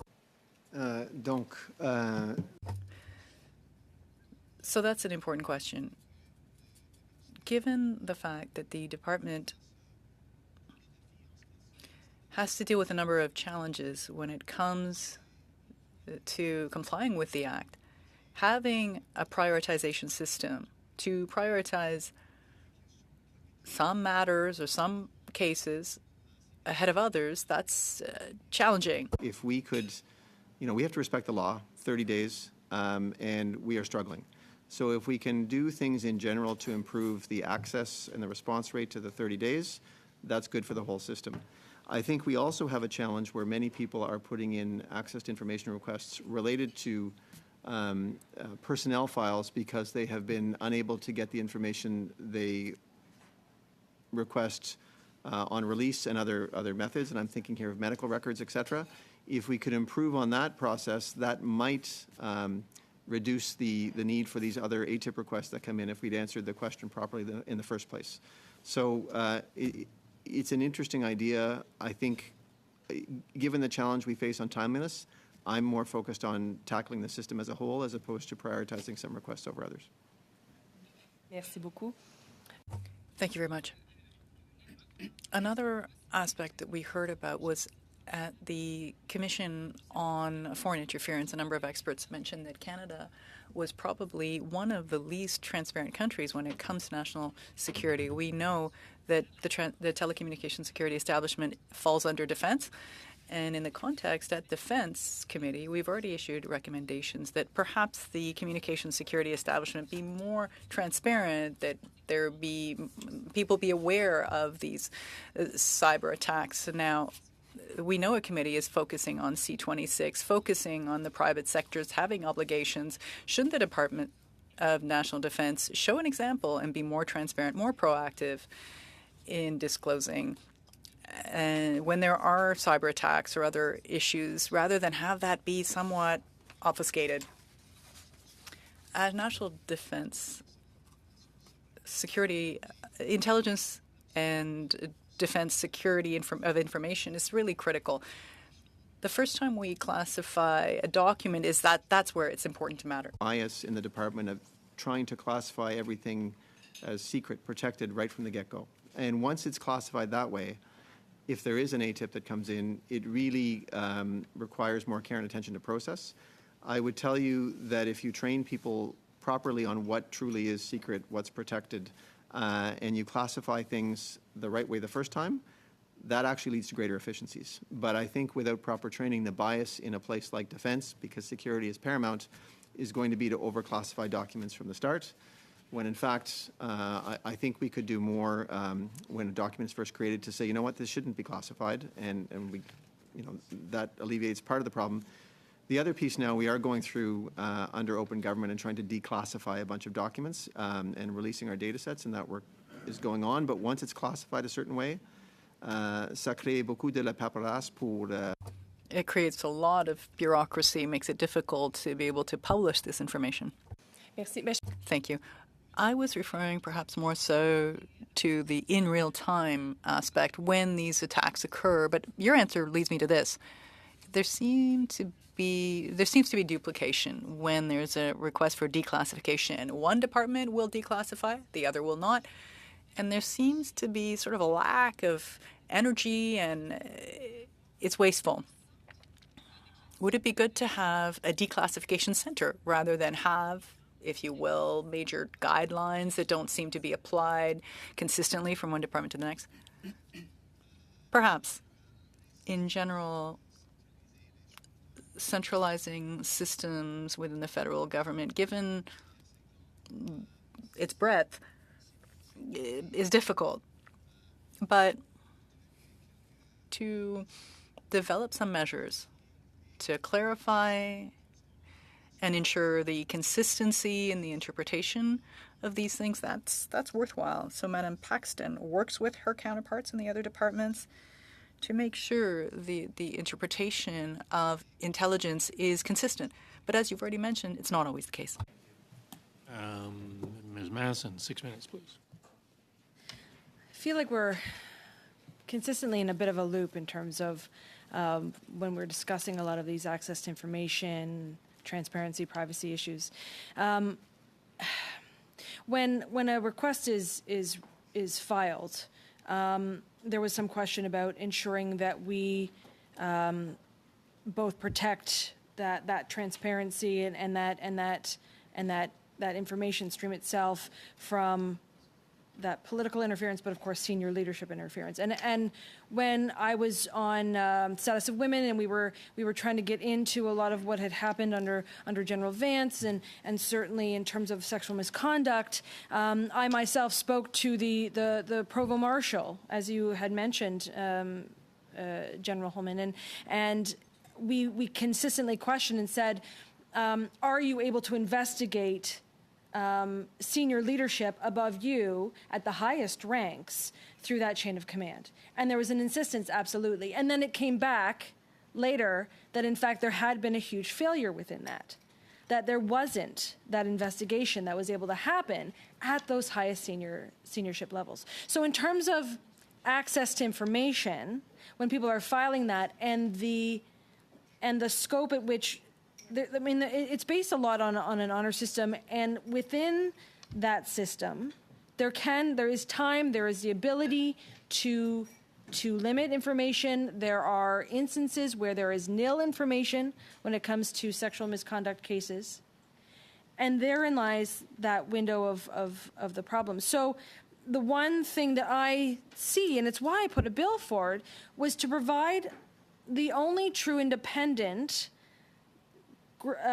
office within that system, which is the Ombudsman, that true independence. And yet we heard earlier from the minister himself, who has absolutely no intention of moving that Ombudsman away from the system itself, of which it finds itself caught up in the chain of command, of which because it's reporting directly to the minister, and put it into the purview of Parliament. So I ask again, why can't there be moves to recognize the need for the independence of the Ombudsman, the Office of the Ombudsman, away from Parliament or away from the Minister's office to report directly to Parliament? It's an interesting issue. Independence of ombuds and reporting directly to Parliament or through the Minister, there's pros and cons. You've heard from the ombudsperson about his views, Mr. Lick. I think from my perspective, what's important for me as the Ombud is he is free from the chain of command that is directly involved in the issues. So people are free to raise issues with him, and we work within the system we have. I should share with you that when Mr. Lick first took office, there were some, I'll call them financial controls put in place on his organization to basically, where he required approval to do certain things through my office. We have worked with him to loosen up those controls to, again, so he can have more independence. That's different than the independence you're speaking about. I'm not sure if one of my colleagues has a view, but Minister said it, we will work within the system we have. Currently, he is part of the structure that reports into the Minister. If that changes, we'll obviously adjust. All right. So as we heard from the Ethics Committee, there are timelines within that grievance process and the ATIP system. Members have 90 days limited to submit a grievance if it occurs to them, but ATIPs often take longer to receive within that 90 days. What considerations have been made around the leniency for members to come forward with a grievance if they're awaiting an ATIP for the information regarding their case? I'm going to turn to my colleagues to talk grievance process. So. I can take this one, Mr. President. Thank you. Actually, we're very flexible on the application of the 30 days. So oftentimes when the griever doesn't have a proper resolution with the initial authority, they always have the opportunity, the right to elevate to the next level, which we call the final authority, at which point, based on exceptional circumstances, which this could certainly be one, because I'm chairing a board that sees those grievances, and we allow for this, and we grant beyond 30 days to see this. We just need to be aware of them, though. So, and that's the. How often do you see that happen? I've seen it happen quite a times. And members know that they can ask for that leniency openly? That's part of the system we're into right now. You may have noticed that last week we put online a digitalized form, which is step one of digitalizing the whole system. we're having a hard time to understand how many grievances there are in the system at any given time, simply because they were paper-based. They were done at every level, and they're very difficult to track. So having a digitalized system will allow us to achieve what you're saying right now. But it's very difficult unless it's flagged to us at this time, but it's changing, and it's changing in the right direction. Mr. Chair, if I could maybe direct my colleague, given I didn't give Madame Normandin a great answer to her question on the prioritization of complaints related to sexual harassment, etc., peut-être tu peux ajouter quelque chose là? On sexual related, misconduct-related grievances, we have prioritized them 100% per Madame Arbeau's report, and we've dealt with them. There are 21 in the system, of which 3 have been educated and 18 awaiting more information, but are being top of the pile for sure. Not necessarily grievances, but affected people, victims, can always opt to go direct to the CHRC as well, to the Human Rights Commission, without exhausting all the internal processes within the department, which is another positive step in my opinion. Thank you, Ms. Norman, or Ms. Norman, Ms. Matheson. Colleagues, if we run a tight ship. Chair, Yeah. point of order. I mean, that response was given to Ms. Normandin's question and not mine, as I had more. So will you at least give me more time at the end? Yeah. I apologize, Mr. Chair. I should not have done it. But I thought it was germane to both your questions. I thought that's what the point of his. I thought so as well, Mr. Chair, but I believe the member may not agree with me, and I apologize. Okay, well, we'll give Ms. Matson another minute when she gets her next round. I know. Just shows you complaining works.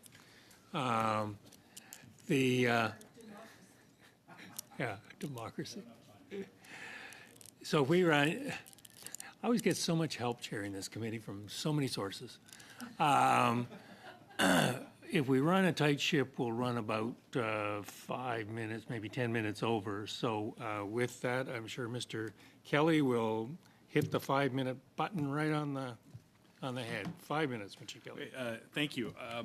Mr. Matthews, I want to take you back to the information, the chart contained in the department's access report to Parliament on access to information.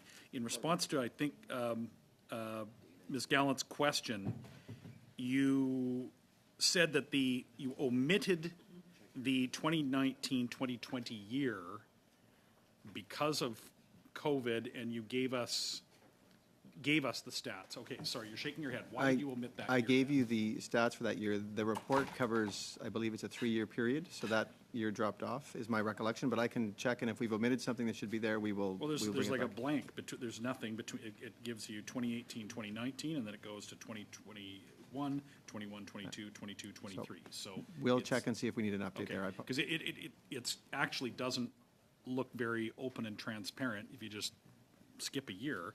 And that we shouldn't have to ask the question at a parliamentary committee to get the numbers. But so I don't, perhaps that was just for some reason a choice to skip that year in the chart. But the year that you skipped was the one year that you got significantly behind on, which you said there was a gap of hundreds of ATIPs that were not responded to. Is that correct? The year in question, there was more requests that came in than files closed, so simple math, the backlog grew, not shrunk. And that year wouldn't be covered by COVID because the pandemic was only declared a couple of weeks before the year end in 2020. Let me take a look at the report, Mr. Chair, and we'll come back, and if we have admitted something that should be there, we will look to amend. Okay, thank you. If I may, just a comment on, we've had some talk of in this round on C-58, which this government brought in 2017, I think it was. The then commissioner described that law as a step backward. Quote, rather than advancing access to information rights, Bill C-58 would instead result in a regression of existing rights. The government promised a bill that would ensure the act applies to the Prime Minister and Prime Minister's offices appropriately. It does not. The government promised a bill that would apply appropriately to administrative institutions that support Parliament and the courts. It does not. The government promised the bill would empower the Information Commissioner to order the release of government information. It does not. Those are the comments of then Commissioner that C-58 was actually a step backward. On that third point about order-making power, your government, or the government that you serve, is presently refusing to comply with an order of the Information Commissioner and has taken the Information Commissioner to court. What is the rationale for that, and how does that address openness and transparency? Sorry, Mr. Chair, could I get a little more clarification on the link here to defense? Sorry? The link here to defense in terms of the court case? Are you talking about the Information Commissioner? Yeah, it's defense that is, it is. The Information Commissioner is pursuing legal action against the department, not the other way around, just so we're clear. Well, it's over the department's refusal to. Right, to our struggles in, yes. So we are trying to work through that backlog, but as we've discussed, we have some files that are indeed late. Information Commissioner feels that this is the best way for these files to get attention, and that's certainly something the Information Commissioner is able to do. I don't know, Taylor, if you want to add more there. Why not just comply with the Information Commissioner's orders? Some of these files, as we mentioned, are really big and really dated, and the information is just so big, it's a challenge to get through. And we have frequent dialogue with the Information Commissioner. On the one hand, I think she's, or Information Commissioner is sympathetic in some ways, but we have a compliance issue, and that's the fact. It sounded like Ms. Paxton wanted to get in on that. Go ahead if you'd like. Thank you for that. Thank you for the question. We are working with the Office of the Information Commissioner daily to ensure that we meet our obligations. Obviously, our obligations are to adhere to the Act and understanding that we need to do more, which is what we've been explaining here today. Thank you. Is litigation with the Information Commissioner not an admission of failure of openness and transparency? I would hope that we don't see these again in the future, but until we put some of the process change in place we've talked about today, this department will continue to struggle on some of the bigger requests. So we will do our best, but I can't speak to the future. Mr. Fisher, 5 minutes. Thank you very much, Mr. Chair. Back to grievances. Ms. Matheson had touched on that. Can you break down for us the types of grievances that you get? And if you've got the information, could you break down the percentages of each grievance? So, Mr. Chair, just be clear, can I assume the member's question relates to grievances submitted on the military side? Mm-hmm. Because the public servants would go through the public servants disclosure process. So I will turn to my colleagues. Maybe, actually, you know what? Maybe I'll try some numbers, and General Simoneau can tell me if I've got it right. My understanding, roughly 35% relates to career management type issues, around 28-29% compensation and benefits, and then 13% conduct and performance. And now we'll have the expert correct and see if I've misled the committee. Mr. Chair, the DM, as usual, is right on. I have nothing to add.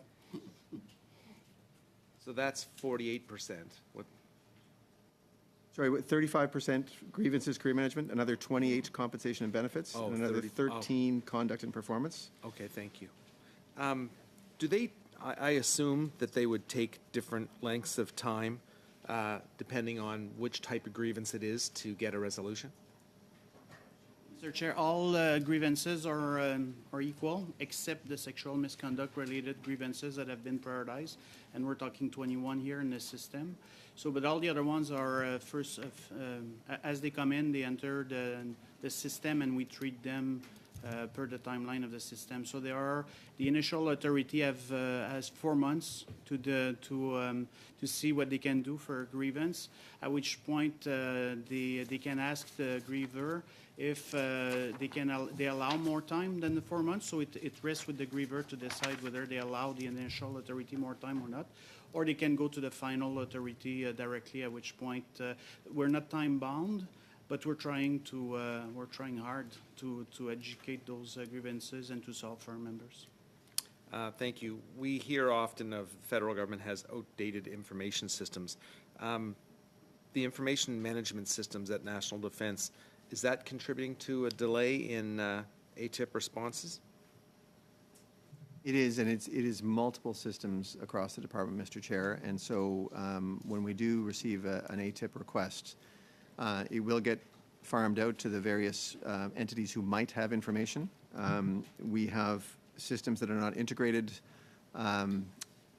Many times there are still manual records that are being sought. And so when the minister spoke early on about digitizing, there's really two flavors to that. One is digitizing and automating the ATIP process. The other piece of it is automating and modernizing some of our basic information systems across the department. And this is everything from finance to human resources to procurement to human resources on the armed forces side. So, you know, if you look forward, you'll see a world where once these changes are done, it'll be a long road. You will have more automated information and easier access, and hopefully should streamline process. But that is that broader digitization is a long way away. Okay, so just to clarify then, that those information management systems upgrades are happening? They're in the process of happening in all departments or multi-departments, or? Not all, Mr. Chair, multi. So there's plans underway. There are already some tools in place through ATIP, through the corporate secretary's team, but we plan on rolling out additional automated tools. The modernization of some of the other corporate systems that I referred to, some are in the works, some and have started. Others are being planned, but I wouldn't say are officially projects yet. Okay, so you've got some in the works, you've got some planned. Can you give us a rough estimate on the committee of when some of that stuff beyond digitizing would be implemented? So if we look at the ATIP process itself, we are hoping if we standardize process and then roll out the software, you'll see improvement within the next 3 to 6 months in advance of new tools being added, just process standardization. The actual automated software, probably a year or so away before it's actually rolled out in any detail. The broader corporate systems like our finance system, et cetera, you might hear the term Defense X, which is one of our projects. That is a multi-year project that is still in the planning phases. Thank you. Mr. Fisher, Madame Normandine, 2.5 minutes. Merci beaucoup. Thank you very much. From the start of the committee, we've heard that there seem to be some shortcomings when it comes to transparency at the Defense Department, to say the least. And on the other side, the corollary to that is the protection of privacy. In November, there was a report that came out about the Department of National Defense and others. There is this, people were using Cerebrite, which is a data extraction, personal data extraction tool, which doesn't seem to require an impact assessment on privacy. Now, from the perspective of transparency and privacy, there's quite an elastic, if you will, when it comes to respecting the rules. Has that been brought to your attention? And what is the department doing to ensure privacy is upheld? Merci pour la question. Thank you for the question. First off,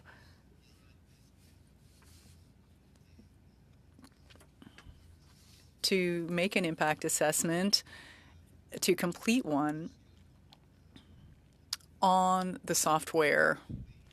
Should work, and this is the theory, is when the Chief Information Officer's branch becomes aware of a new software product, they would look at it from a security perspective, the first tension point, and then also from a privacy perspective.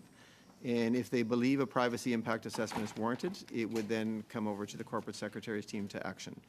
The reason there might not be a privacy impact assessment warranted is it's possible in some cases the assessment would have been done by one of another government department. Shared Services Canada, for example, might do something on behalf of the whole government.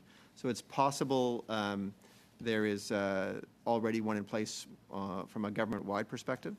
I think the testimony that I saw in the last couple of weeks on some of these issues, we are going to check and make sure people are indeed respecting that need to do a privacy impact assessment, because sometimes it takes longer than we'd like, but that question of do the security assessment, do the impact assessment at the same time, that's the way the process should work. Mais rapidement, je comprends qu'il y a... Briefly, I understand there's no guarantee that that would be done every time that someone is using that tool currently. Oh, should we? No. Today, no. But I will look into the process to confirm that all is right and that we are upholding the processes that we've implemented. But I can't tell you today with certainty that this is done 100% of the time. Madame Madsen, 3.5 minutes. Oh, my goodness. Gosh, it's like my birthday. So, as you may know, my NDP colleague, MP Blaney, has initiated a study in Veterans Committee right now. It's the first that's ever happened in terms of the experience of women veterans, and I know this certainly has meant a lot to those women. And I also certainly hope that we don't allow for that often what happens siloing of information in terms of when the Department of Defense can look at those recommendations and really act upon them. At the committee for veterans, they heard from Stephanie Hayward. She's a veteran. She suffers severe complications because of sexual assault that she experienced while in the military. She's had to fight for over a decade to get access to the benefits and coverage for her treatment of injuries and has faced major barriers in accessing the evidence that she needs, which was from her medical files. Those medical files were sealed in an area of her basic training center, and they were never attached to her VAC documentation.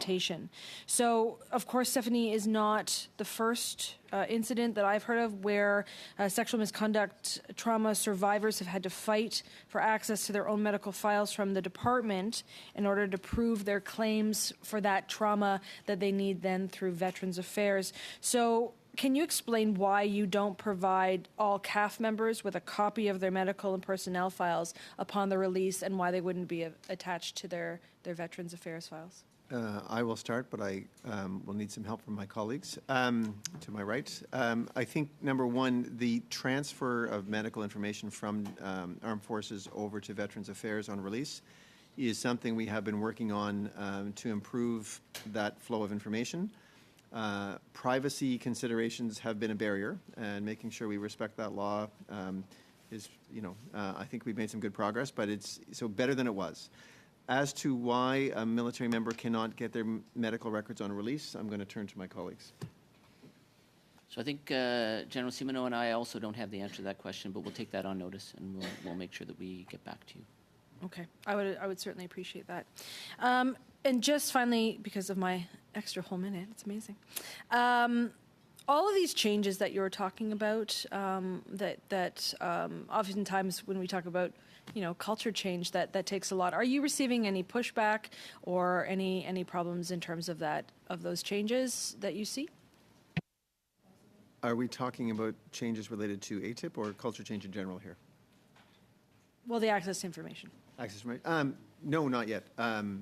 You basically have a discussion. People are busy. You remind them of their obligation. The discussions I've had with my leadership team, they're all keen to standardize process and to improve. Some are going to reprioritize resources to help cut through the backlog. Nobody is resisting this at all. It's an obligation under the law, and it's not new. Okay. Thank you. Mr. Bazan, 5 minutes. Mr. Chair, just following up on Mr. Kelly's questioning around the litigation from the Information Commissioner against National Defense in court. You're aware of Section 67.1 of the Privacy or the Access to Information Act that says no person shall obstruct the Information Commissioner or any person acting on behalf or under the direction of the Commissioner in the performance of the Commissioner's duties and functions under this Parliament. And then goes on to say that every person who contravenes this section is guilty of an offence and liable on summary conviction to a fine not exceeding $1,000. So why continue to obstruct by going to court, and how many people within National Defense are going to be paying the fine? There's a difference between obstructing, which is willfully blocking, versus dealing with too many files, too much information, and needing more time. And so I don't... Just on that point, you say it's too much information, not enough time. I'm looking at salaries and the number of person years. You got over 71 people assigned to access to information, and over $5 million dedicated to dealing with it. National Defense is one of the biggest departments in the Canadian government. So how can you not deal with this information with that much dollars and manpower dedicated to dealing with access to information requests? Why does the Information Commissioner have to resort to litigation? Well, a couple of points here, Mr. Chair. Number one, volume of requests and complexity of requests, and often multi-year in terms of the documents that have to be found. In terms of the staff we have working on ATIP right now, there is a very competitive environment to hire ATIP folks, so there are openings, and finding the people and getting them trained is taking time. So it is not just the ATIP team that does this. I know we would like to all picture Taylor or one of her friends having access to all information and sorting through it and figuring out what can get released. The real work, the more voluminous, the bigger volume of work sits with the actual information But you holders have themselves. obligations under the Act. So if you have more volume required, why aren't you assigning more staff to it? Just to change gears here a bit, I want to go back to the Mark Norman scandal. And CBC reported in 2019 about a military member who spoke on background, said that they approached his commander in July 2017 asking for help with an access to information request for internal documents about Norman. His commander, he said, smiled and said there are no records because officials were being careful to avoid using the Vice Admiral's name in memos, emails, and briefings, and that would mean any search for records about Norman would come up empty. And that's where the term is that this is not our first rodeo. Has this nefarious practice ended? Because you guys used code names like the Kraken, and who else have you used code names for, like John Vance? So, Mr. Chair, I will not speak to the specifics here. When you get an ATIP request in, it's your duty to provide the information you have. And now, I've talked already But this morning. is willful obstruction. Who gave the order? So, I think my point here, Mr. Chair, is that's not the process that should be followed. If that's what happened, that is wrong. There's not direction to do that. How that, does that happen? Could it happen? I can't speak to the specifics, but it's not direction that ever should have But been as the given. deputy minister, you are aware of this. Was there reprimands? People get fired for actually, this is unlawful behavior. So military members do not report up to me, and so if someone is deliberately avoiding providing information that should be provided in an ATIP, there should be consequences. So Major General Simonu, did anybody lose their job over this? I'm not aware of this in particular. What the Deputy Minister just said is really important. To my knowledge, I'm not tracking any of this in the system. We can certainly take this under advisement, but there would be consequences for someone passing such an order, absolutely. It's deflection and obfuscation. Now, when you look at the ATIPs that I still have outstanding, like there wasn't a 30-day notice reply. There wasn't a 60-day notice that they needed more time. Nothing happened. Not even they could have just sent me a bunch of redacted documents, and that didn't happen. So why are there no action when it comes to requests coming from the official opposition's Shadow Minister of Defense? Mr. Chair, when we receive requests, when they're disseminated, they are not, the requester is not acknowledged. It's agnostic. We do not know who the requester is. And truthfully, it shouldn't matter who the requester is. It should all just get processed. Second point here is we will use the information you shared with the minister this morning to basically do some testing and see where the delays might be. I think earlier on at the start of the committee, we were talking about some statistics, and I believe we were adding in privacy requests versus ATIP, so I think we have some clarification to do there. But as the minister said, he'll take your requests and we'll see where they are in the system. But when a request gets disseminated, it does not say from James Bazan, it's blank. Suzanne, final 5 minutes, Ms. Lalonde. Thank you very much. Merci beaucoup à vous tous d'être ici. Thank you all for being here. I'd also like to thank the Armed Forces staff that is here for their service. Heard much about the modernization, certainly, and the streamlining of the ATIP process. One thing that I think we would like to know, and in the spirits of looking forward as to where we can go, can you point to some of the specific things you will be implementing and the metrics that you will assess them by? Sure. So I think we've talked about the various initiatives. It's probably not as exciting for members of this committee as it is important, but the process standardization, once we actually assign an ATIP to the relevant assistant deputy ministers and three-star officers, is critical. We've talked about training that's already done, and the process automation, the additional tools that will come, but really the only metric here is percentage compliance. That is the metric. We can talk about cases closed, we can talk about pages reviewed, but from a legislation perspective, percentage of compliancy is the critical metric, and that's what we will use. We are hoping to see improvement within the next 3 months based on some of that process standardization, and I look forward to taking your questions 3 months from now. Actually, so that would be my question. What is the, so in 3 months from now, what would be the metrics that you would say there's a better success, if I can ask? So it will not be an overnight change in numbers, but as the minister shared in his opening testimony, 61.7% compliance last year. We'll be looking for that number to go higher. And I would like to see it go up 5 or 10% the next 3 to 6 months, but we shall see. So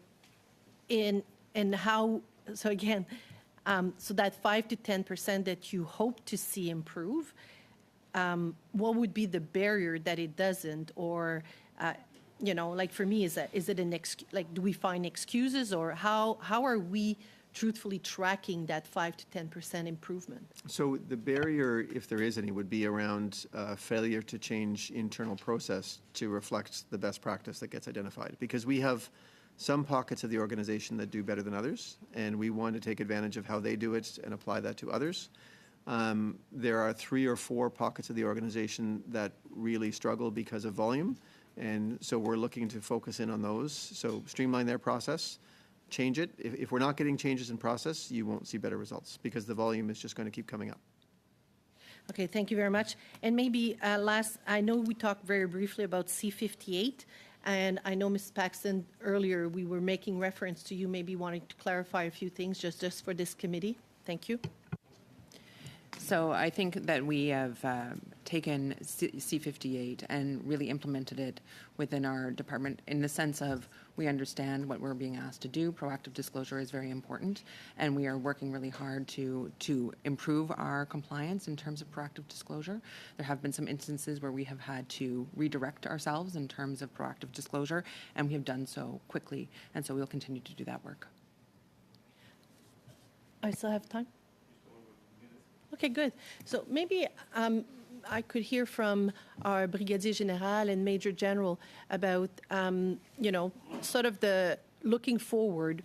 What are the key area that you believe that you need to make changes, or you've made the change and we're still waiting for those metrics to come into play to see that improvement? Maybe General Simoneau, probably worth talking about some of the changes to get through the grievance backlog and the boards that have taken place? Thank you.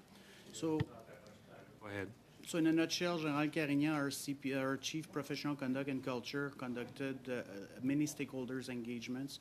She consulted 16,000 people, a lot of them being CAF members.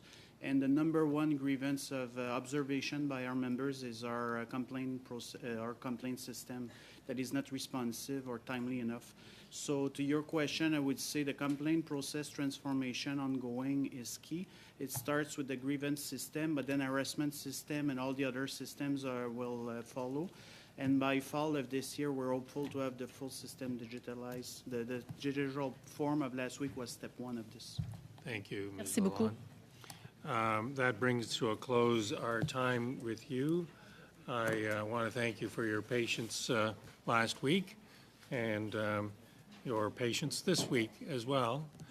Sitting in this chair, I don't know whether this is a multi-mission failure or a mission impossible, but thank you for your help in helping the committee understand the need for compliance, but also the complexity of compliance. I would be hopeful that in 3 months something material has generated. So with that, and hopefully goodwill all the way around, meeting adjourned.